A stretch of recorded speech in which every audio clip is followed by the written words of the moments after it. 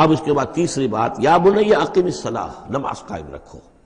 یعنی جس اللہ کو تم نے پہچان لیا ہے، اب محض ایک مرتبہ پہچان لینا کافی نہیں ہوگا، اسے یاد رکھنا ضروری ہے، ورنہ شیطان تمہیں ورغلائے گا، تمہیں ادھر ادھر سے جو ہے تمہارا نفس تمہیں غلط راستے پر ڈال دے گا، جب تک کہ یہ ایمان باللہ مستحضر نہ رہے ذہن کے اندر. اور ایمان باللہ کو مستحضر رکھنے کے لیے ذکر ہے جو ہم پڑھ چکے ہیں، اتل ما اوحی الیک من الکتاب واقم الصلاۃ ان الصلاۃ تنہی عن الفحشاء والمنکر. لہذا اب نماز کون سی تھی وہ ہم نہیں جانتے، لیکن کوئی ذریعہ ایسا ہونا چاہیے کہ تم اللہ کو یاد کیا کرو. یا بنی اقم الصلاۃ. اور نمبر 4، وامر بالمعروف وانہی عن المنکر، اور نیکی کا حکم دو اور بدی سے روکو.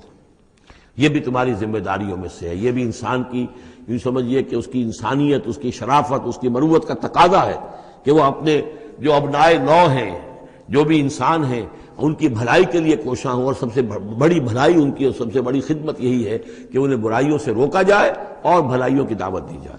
وَاصْبِرْ عَلَىٰ مَا أَصَابَكَ. اور یہ بھی جان لو کہ اگر یہ امر بالمعروف اور نہی عن المنکر کرو گے تو تکلیفیں آئیں گی، مصیبت آئیں گی. پسند تو کسی کو نہیں ہے کہ آپ اس پر تنقید کریں. اگر آپ کسی بچے کو بھی سڑک پر کھیل رہا ہو، گلی میں کھیل رہا ہو، اگر آپ اس سے کہہ دیں کہ بیٹے یہ کوئی کرکٹ کھیلنے کی جگہ نہیں ہے، کسی کی گاڑی کا شیشہ توڑو گے تم، تو آپ دیکھ لیجئے پھر کیا آپ کا وہ اس کو کیا جواب دے گا آپ کو. اسی لیے آپ بولتے ہی نہیں ہیں کہ اپنی عزت لے کر وہاں سے نکل جائیں. تو کسی کو بھی نصیحت پسند نہیں ہے، حق کڑوا ہے. لہذا اب اگر حق کہنا ہے اور نصیحت کرنی ہے تو پھر تیار رہو کہ وہ ممکن ہے تمہیں پلٹ کر گالی دے دے، وہ کہے کہ تم پہلے ذرا اپنے دامن کو دیکھو تمہارے کتنے دھبے ہیں. اب جو بھی ہو برداشت کرو. اور اگر کوئی بڑی بات ہے، اگر فرعون کے سامنے جا کر حق کہو گے تو وہ تو کہے گا کہ میں تمہیں جیل میں ڈالوں گا.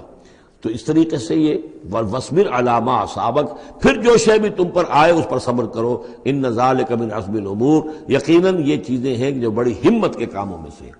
گویا کہ وہ چاروں چیزیں اس میں آ گئیں. وَالْعَصْرِ إِنَّ الْإِنسَانَ لَفِي خُسْرٍ إِلَّا الَّذِينَ آمَنُوا وَعَمِلُوا الصَّالِحَاتِ وَتَوَاصَوْا بِالْحَقِّ وَتَوَاصَوْا بِالصَّبْرِ.